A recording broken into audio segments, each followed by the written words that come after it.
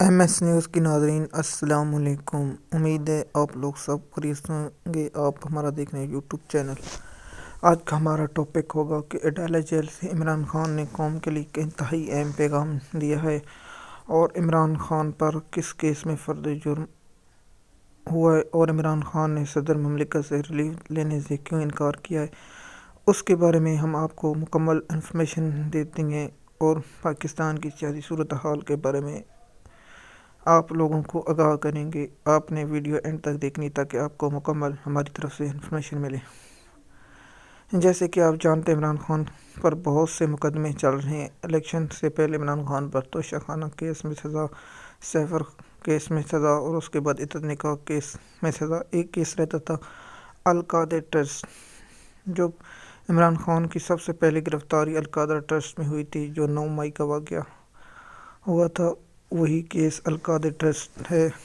اس case میں عمران خان اور بشرا be be پر آج فرد جرم عائد ہو گیا اور 6 مارچ کے لیے 5 گواہوں کو طلب کر لیا جرگے کے لیے۔ کیا عمران خان کو اس کیس میں سزا ملے گی یا نہیں؟ میری ذاتی رائے ہے کہ عمران خان کو اس کیس میں بھی سزا دی جائے گی، کیونکہ اس کیس کی وجہ سے پاکستان میں مختلف حالات ہوئے ہیں۔ عمران خان کے اسلام آباد ہائی کورٹ میں کیس ضمانت کے لیے لگے ہوئے ہیں اور جمعرات کے لیے ایف آئی او نیب کو نوٹس جاری کر دی گئے ہیں اور عمران خان نے اڈالہ جیل سے ایک انتہائی اہم پیغام دیا ہے کہ ہم پورے پاکستان میں ہفتے کے روز احتجاج کریں گے اور پرامن رہیں گے۔ عمران خان کا کہنا ہے کہ ہم دھاندلی کے خلاف پاکستان میں پرامن اور انتہائی پرامن رہ کر احتجاج کریں گے اور پاکستانی قوم اپنے ووٹ کے حق پر ڈاکے کے خلاف احتجاج کرے گا اور پورے پاکستان میں احتجاج کیا جائے گا۔ عمران خان کا کہنا ہے کہ اڈالہ جیل میں جب اس سے فرد جرم عائد ہو رہی تھی تو جج نے کہا کہ آپ چارج قبول کرتے ہیں۔ عمران خان نے کہا کہ مجھے پتہ ہے یہ کیس کیا ہے اور کیا آپ اپنا کام جاری رکھیں، جبکہ عمران خان نے کہا اس کیس کو فوری طور پر سننا چاہیے، لیکن جج نے انکار کر دیا کیونکہ عمران خان چاہتا تھا کہ کیسوں کو فوری طور پر سنا جائے، کہ عمران خان کو پتہ ہے کہ کیس کہاں کے آرڈر آتے ہیں، کہاں کے جاتے ہیں، اس لیے ہم آپ کو انفارمیشن دیتے رہیں گے عمران خان کے کیسوں کے بارے میں، تاکہ آپ کو مکمل انفارمیشن۔ اور پی ٹی آئی نے اور ملک بھر میں احتجاج کی کال دی ہے، کامیاب ہوگی یا ناکام ہوگی، اس کے بارے میں ہم آپ کو بتائیں گے۔ اور بتا رہے ہیں کہ عمران خان کیا سب پارٹیاں مل کے عمران خان نے کہا ہم 3 پارٹیوں سے بات نہیں کریں گے، پہلی پیپل پارٹی، دوسری نون لیگ اور تیسری ایم کیو ایم سے ہرگز بات نہیں کریں گے، اور پاکستان کی دیگر سیاسی جماعتوں سے، فضل الرحمان کی جماعت سے، Jamaat Islami, G D A اور ملی عوامی پارٹی اور بلوچستان کی پارٹیاں اور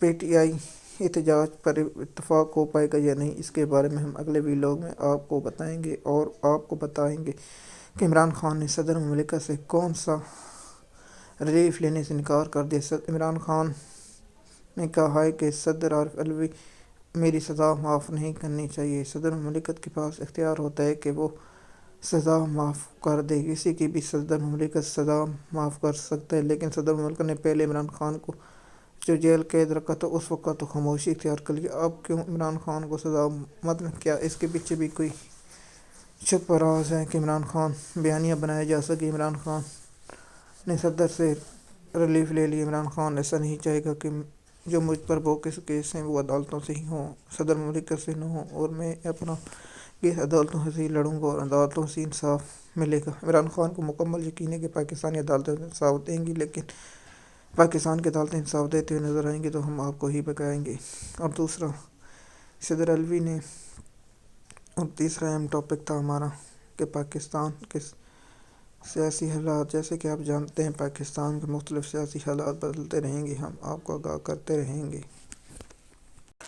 جیسے کہ آپ جانتے ہیں حکومت سازی کے لیے 29 فروری کو اجلاس بلانا ضروری ہے، اور کیا اجلاس صدر مملکت کے بلانے کے باوجود بلایا جا سکتا ہے؟ پاکستان میں کچھ بھی ہو سکتا ہے اور اجلاس بلایا جائے گا جس پہ جیتنے والے حلف اٹھائیں گے، اور اس کے بعد قومی اسمبلی کا اسپیکر انتخاب ہوگا، پھر اس کے بعد وزیر اعظم کا انتخاب ہوگا، پھر صدر مملکت کا انتخاب ہوگا، اور اس کے بعد حکومت چلے گی، اور پاکستان میں بجلی کو مزید 7 روپے مہنگا کر دے گی۔ اور ذرائع کا کہنا ہے کہ یکم مارچ سے پٹرول کی مصنوعی قیمت بھی بڑھنے کا امکان ہے۔ کیا پٹرول کی مصنوعی قیمت بڑھے گی یا نہیں، اس کے بارے میں آپ کو آگاہ کرتے ہیں کہ مصنوعی قیمت بڑھے گی تو ہم آپ کو آگاہ کر دیں گے۔